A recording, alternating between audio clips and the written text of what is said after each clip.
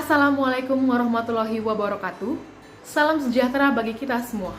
Shalom, Om Swastiastu, Namo Buddhaya, Salam Kebajikan. Perkenalkan, saya Susan Patricia Simanjorang dengan NIM 202407002 dan teman saya Dan saya Lucia Zikovic Shanipar dengan NIM 202407012. Pada video kali ini, kami akan membahas mengenai toleransi antar umat beragama. di mana video ini merupakan tugas dari mata kuliah Pendidikan Kewarganegaraan yang dibawakan oleh ibu dosen kami, Ibu Aisyah SHMH, pada program studi D3 Statistika, Fakultas Matematika dan Ilmu Pengetahuan Alam, Universitas Sumatera Utara tahun 2022. Di Indonesia, terdapat begitu banyak keanekaragaman. Di antaranya yaitu keanekaragaman bahasa, budaya, suku, ras, adat istiadat, dan tentunya agama.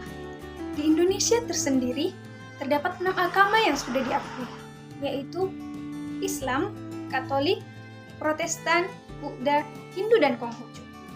Dalam menjaga kesatuan antar umat beragama, diperlukan adanya toleransi.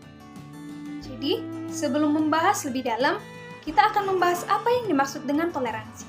Jadi, toleransi adalah sikap tenggang rasa dan saling menghormati perbedaan antar manusia. Melalui pengertian toleransi, dapat kita simpulkan bahwa toleransi antar umat agama ialah sikap saling menghormati, saling menghargai antar pemeluk agama.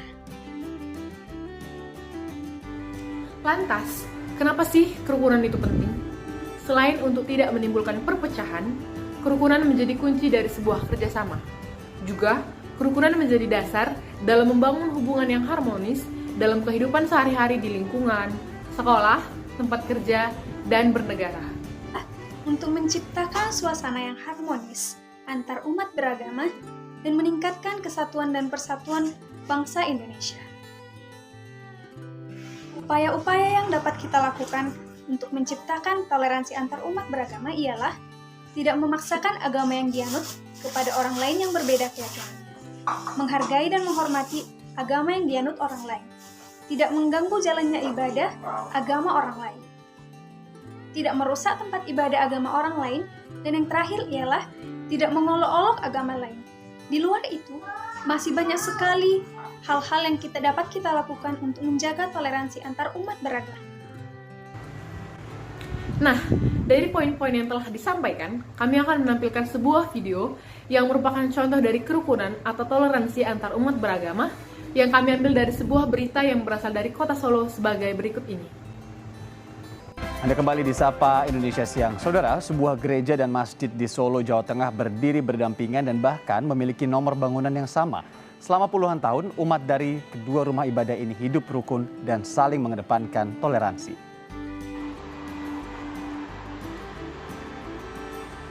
Puluhan tahun sudah, Gereja Kristen Jawa Joyo Didingratan dan Masjid Al-Hikmah berdiri berdampingan di Jalan Gatot Subroto, Kraton Serengan, Solo, Jawa Tengah.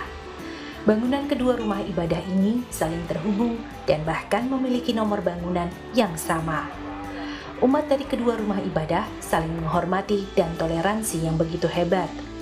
Salah satu bentuk sikap saling menghargai terlihat saat sholat tarawih yang berlangsung berbarengan dengan kebaktian Kamis Putih dan Jumat Agung di Pekan Paskah tahun ini. Pada saat kebaktian berlangsung, maka pembacaan Al-Quran sebelum azan tidak menaikkan suara ke menara. Suara akan dinaikkan hanya saat azan saja. Begitupun saat sholat tarawih, maka ibadah gereja tidak dilakukan hingga keluar gedung. Ini dilakukan demi menjaga kebersamaan antara warga masjid dan gereja. Teknisnya sudah biasa mas, ini tarweh tetap tarweh. Cuman mungkin untuk bacaan Al-Quran yang biasanya kita baca sebelum azan, itu kita nggak dinaikkan. Supaya ya suaranya nggak dinaikkan ke tower gitu. Jadi biar semua bisa damai, nggak ganggu satu sama lain gitu. Kalau acara keagamaan nggak bisa kita misalnya itu acara apa itu kebaktian apa gitu. Ini nggak bisa. Namanya agama masing-masing. Jadi dia mau monggo sini sendiri gitu.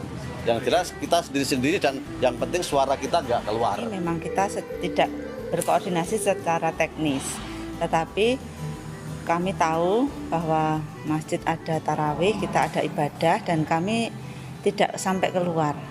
Jadi masjid itu juga hanya di dalam gedung masjid, kita juga hanya di dalam gedung gereja. Kalau masalah keramaian ya kita sudah biasa bersama-sama beribadah bersama di waktu yang sama.